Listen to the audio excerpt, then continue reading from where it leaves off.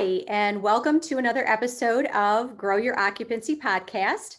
I'm Julie Podewitz, founder and CEO. And today I'm talking with Maureen Longoria with LivNow Relocation.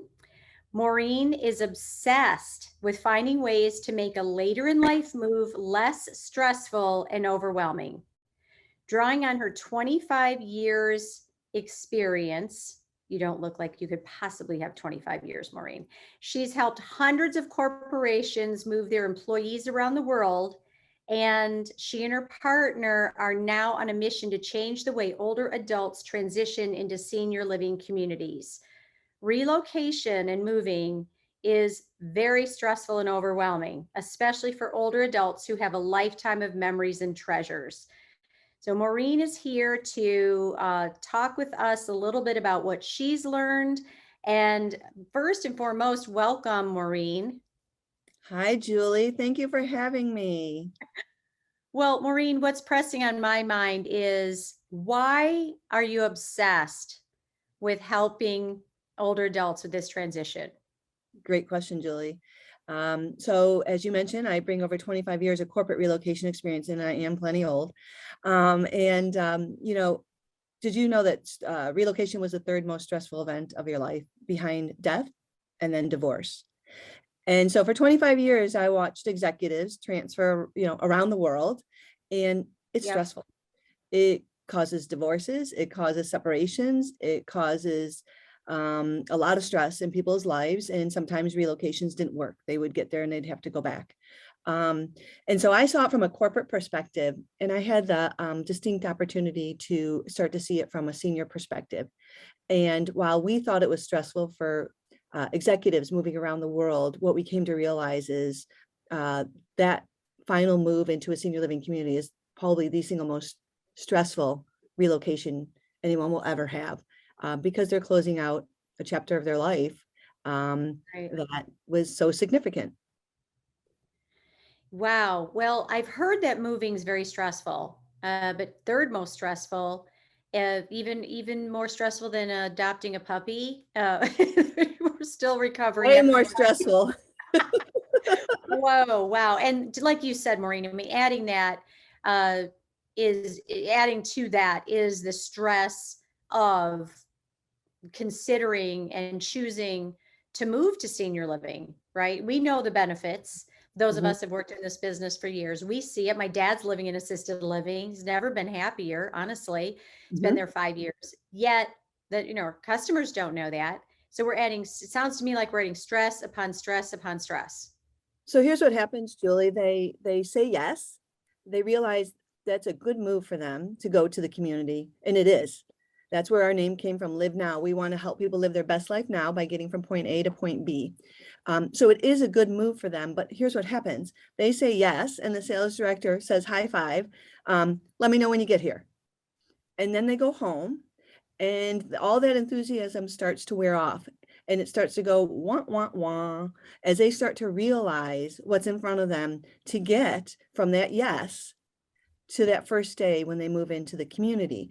There are a million treasures in their home, and they are treasures to them. What some people want to throw into a landfill are treasures. And there are a million memories, and there are a million relationships in that neighborhood, and the stores they used to go to, and everything that they are saying goodbye to.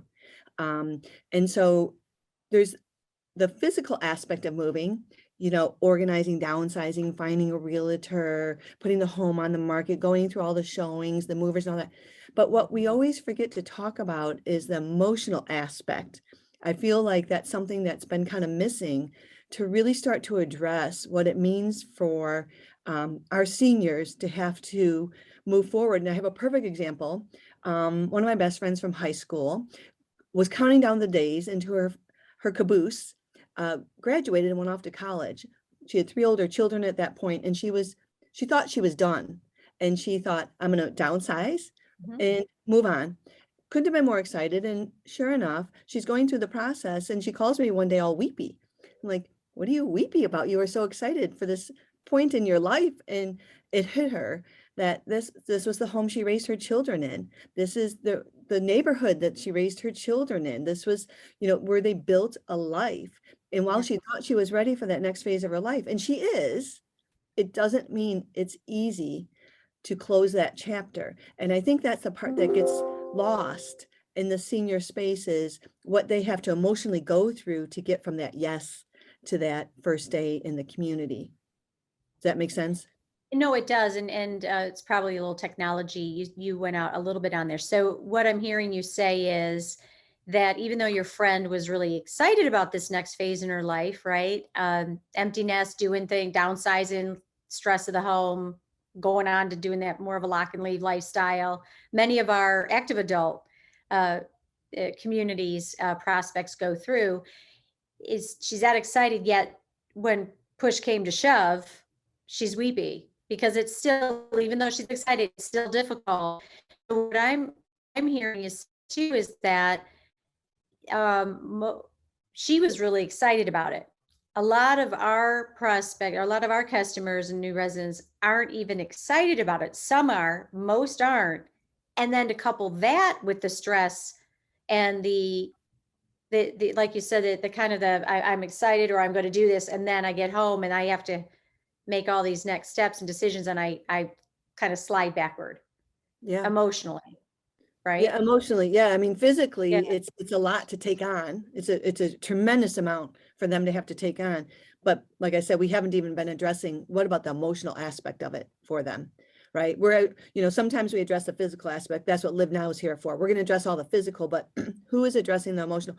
Who's meeting them where they're at and acknowledging their feelings, and then helping them work through those feelings, but yet continue to move forward in a very positive way so that when they arrive at that community, they're happy. That's the whole goal, right? You don't want them arriving to the community and wondering, did they make a bad decision? Oh, Because it was so definitely. painful and stressful to go through. Sure, sure. And I know you and I, I've got so much to ask you, and you've got so much information and so much experience that we'll be talking throughout the year, really focusing our conversation really on the challenges that you're seeing.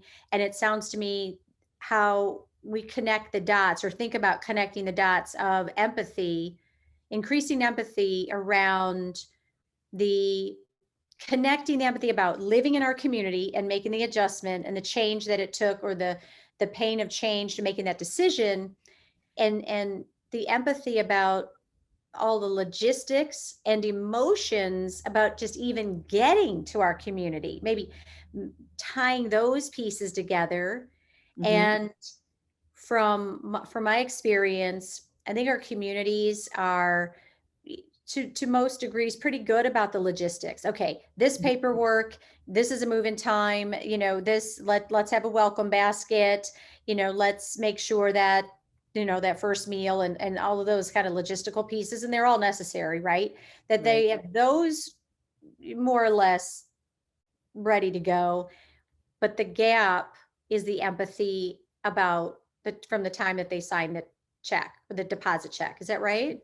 Yeah, absolutely. Because, again, we can address the logistics, but who's actually having those conversations? And I venture to guess that most of the seniors, I mean, they have them with our move manager.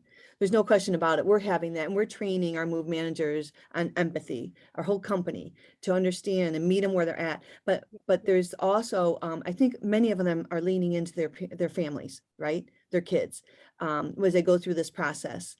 And that's one place that they're leaning into to kind of work through those emotions, and the kids see them work through those emotions. And there's a lot of stress then between them and their kids, if the kids are involved, if they're local or anything. Really interesting fact though, Julie, I don't know if people realize this, but right now 2.5 million seniors are aging solo, meaning no spouse, no kids. And within 10 years, that number goes to 8.2 million. Wow. Can you say So it again? now imagine. 2.5 million solo, meaning they don't have like that, maybe adult child or friend, spouse or Yeah, partner, sister, right. brother. Wow. And then 8 million? Over 8 million then within 10 years. And so, I mean, people might have kids that aren't local, right? These are people that don't even have that. a kid living in a different state. They will be doing it on their own. And so all the more reason to create that awareness and to provide those opportunities to support them in this process. So you ask, why am I crazy about helping seniors transition? Because I think we've forgotten what it's like to actually relocate and understand. Yeah, the physical part is super challenging, but we forget about the emotional part, and that's so important. And now you're going to have all these people doing it by themselves. They won't even have children to lean into with those emotions and whatnot. And I'm on a mission to help people understand that that can actually benefit communities' ROI, their bottom line. If they start addressing this, I have to believe that when that resident arrives to the community in much better shape, not so stressed out, not questioning if they made a good decision, not overwhelmed by the process, they will, in return, get a lot more referrals from that seniors transition into their community. So I want to maybe leave listeners, and if you would leave me with a piece of advice. So think about, what could we do, anyone listening, to start connecting those dots in regard to the empathy and the understanding of the logistical, the emotional, and that gap between, signing that deposit check and moving in that first week. What would you like us to think more about and do? I think if we all just kind of look at that from yes to first day, and a friend of mine in this the senior living space, who I respect a lot, had mentioned at one point she wants to re-engineer the move-in process. I think that's what we need to do, Julie. I think we need to look at it, like I said, from yes to move-in day, and say, what happens from here to here? Let's break down the entire process. Let's look at it from a community perspective. What can we be doing differently? Are we overwhelming them with paperwork and things that they have to, that's one aspect of it, breaking down that process, those things that they need to get done. There's also the support around the actual relocation itself. Making sure that they have all the support they need around that. But then it's making sure somebody is addressing the emotional aspect for them, and having those conversations. And maybe it's the person that can provide that relocation support. But it's also training, I believe, the team at the community on how to acknowledge what they're feeling, right? In the same way we're teaching our move managers how to acknowledge what they're feeling, and respect what they're going through, but yet keep them moving forward and happy about their decision to move forward. I think just being able to acknowledge and meet them where they're at will change everything, because now somebody's listening and somebody's appreciating what they're going through, instead of just trudging along on their own and feeling like, okay, I said yes, and now where are they to help me? You know what I mean? I'm feeling weepy, I'm feeling lonely, I'm feeling unsure, I'm feeling, who's there to support me? And I think just kind of having that conversation about what a community can do to start to look at that a little differently. What I really appreciate about you, Maureen, is the passion that you have to live your why. Live your why, and why you built your company. Relocation, you can say, yeah, we're relocation and we're helping people move, but really, from what I've learned about you, what motivates you is it truly, like, taken to the next level and really leaning in on the empathy. And based on what you're just saying, just really acknowledging, and isn't that what we all need and want, is feeling acknowledged, feeling seen and heard. We matter. We are sad. And then to really practice empathy, along with all the logistics that we have to do to continue successful move-ins, right? And successful Exactly. residency, right? Yeah. Yeah. I look forward to continuing the conversation. Yay. Me too, Julie. Hey, anything else for us before we sign off for today? No, thank you for creating that awareness. I think that as an industry, I think that we can really make a difference and make this easier for them. If we just start talking about it, right? That's where you start.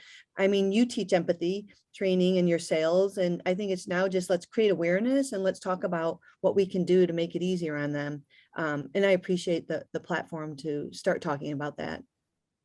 We can learn a lot from you. And I really appreciate you and what you do, what your team does. And I look forward to continuing the conversation. Me too. Thanks so much, Julie.